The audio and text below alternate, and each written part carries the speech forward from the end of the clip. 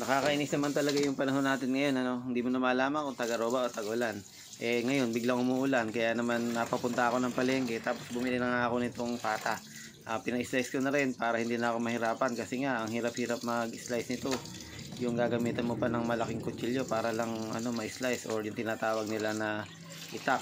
So, mahirap talaga pagka wala kang gamit na ganun kalaki. Baka magkadurog-durog pa yung pata na nabili mo at maging giniling pa yung kalabasan ng niluluto mo. So, ngayon nga umuulan kaya naisipan ko magluto na lang ako ng may sabaw na ulam. Talaga namang napakasarap magsabaw o humigop ng mainit na sabaw lalo na malamig yung panahon. Ngayon nga at naghihiwa na tayo ng ating mga aromatics na gagamitin. Meron tayo ditong sibuyas na pula at susunod naman nating hiwain ay bawang. So, kailangan medyo masarap ang ating lulutuin ngayon. Pag umuulan ay talagang masarap kumain. Kaya kung minsan, lalo kang tataba pagka ganyang umuulan ng panahon. Pagka ganyang umuulan ng panahon, ng mga bata kami, takbuhan lang kami ng takbuhan sa labas. Tapos maliligo kami, tatapat pa nga kami dun sa may yung tulo ng alulod ng bahay. Tapos pagka medyo lalo pang lumakas, pupunta pa kami sa mga bukirin, tapos tatakbo pa kami doon. Tapos pagka biglang kumidlat, ay takbuhan talaga kami, uwian na. Kasi nga unang-una, habulin na tayo ng mga pamalo ng mga nanay natin ng mga panahon ganun. So yun, binalatan ko na rin yung mga patatas na nandito sa rep namin. Tapos pagbiyak ko nga ng patatas, ayun, meron pa nga siyang brown sa gitna. Hindi ko alam kung ano ba yung nasa gitna na yun, pero sa tingin ko hindi naman siya bulo kasi parang lang siya, parang naging brown lang siya sa gitna. Pero wala naman siyang sa loob, yung parang kumikibot-kibot. Ayun yan, tapos nagbiyak na rin tayo ng rito, repolyo. Medyo lang to, katamtaman lang ang laki nito. Siguro mga kalahating kilo lang ang size nitong repolyo na to. Meron din akong nabiling saging na saba na medyo hindi pa siya hinog na hinog. Yung parang medyo matigas-tigas pa yung pagkakadilaw niya. Kaya ihasama ko na rin dito sa lulutuin nating nilagang pata. At alam kong nanonood ka pa rin hanggang ngayon. Kaya sana naman paki-comment kung taga saan ka ba, para naman alam ko kung saan nakarating tong video na to. Ngayon paparating nga pa lang December, may naisip ako yung regalo sa inyo. Daanin na lang din natin sa pre-raffle at live para naman lahat ay mapuntahan ng mga raffle na ating ipapamahagi. So ganun lang ulit, sasagot-sagot lang kayo sa mga tanong ko. Wala na tayong registration para mas madali na.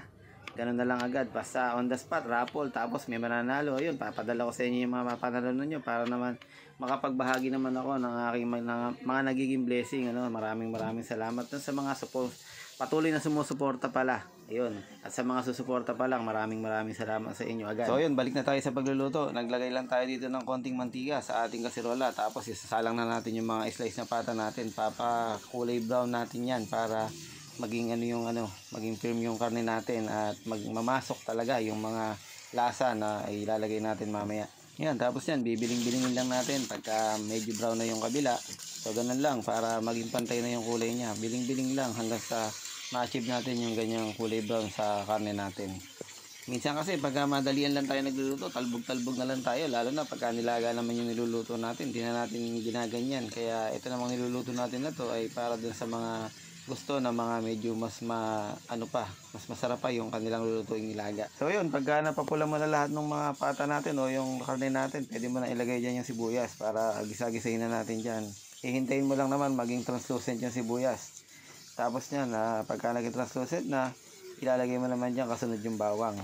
Yan yung ating mga aromatics para mabango yung ating niluluto. Mga ilang segundo mo lang gigisahin yung bawang, tapos yan, pwede mo nang buhusan ng patis yan. So sa patis naman, tansyahin mo lang kung gaano karami. Depende sa panlasa mo. Ako 1/3 cup lang ng patis yung nilagay ko. Tapos nilagyan ko na rin ng whole peppercorn at saka sasabaw na rin natin. Tapos pagkalagay mo ng sabaw, lagay mo na rin yung tangkay ng onion leeks natin kanina, Tapos pagka kumukulo ng ganyan, dilitaw dyan yung mga medyo hindi ka nais na lumulutang, yung mga scam na tinatawag. So natanggalan ko na ng scam yan. So mga 45 minutes mo lang naman yung papakuluan. So ayan, after ng 45 minutes, malambot na yan. Lagay mo naman yung patatas. Siyempre, matigas yung patatas na yan, kaya nangunahin natin. Tapos takpan mo ulit. Mga 10 minutes lang, buksan mo yung takip, tapos ilagay mo na yung saging. And then, naglalagay din ako ng siling haba rito para may kick ng konti yung lasa ng ating nilaga. And then, dagdag tubig lang pagka alam mong konti yung sabaw. Para mas masarap yung lasa, naglalagay din ako dyan ng pork cube. Siyempre, tapos pag kinakala mo ng malambot na yung mga nilagay mong naunang gulay, ilagay na natin yung repolyo natin. Sa punto na yan, talagang nakakatakam na yung nilagang baboy natin. Kayo ba, ano bang prepare nyong sausawan pagka nilagang baboy ang ulam nyo?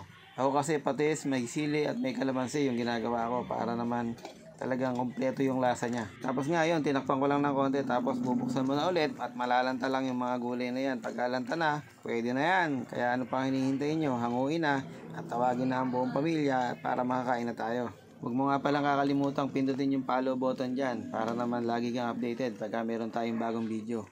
So, paano pa? E di kain na. Napag-pray ko na rin nga pala yung aking pagkain, kaya sisimulan ko na ang pagkain. So, tara guys, at samahan nyo akong kumain. Isama nyo rin pala sa comment nyo kung anong oras nyo ito napanood para naman alam ko kung anong oras kayo nanonood ng aking video. So hanggang dito na lang ulit. Maraming salamat sa inyong lahat.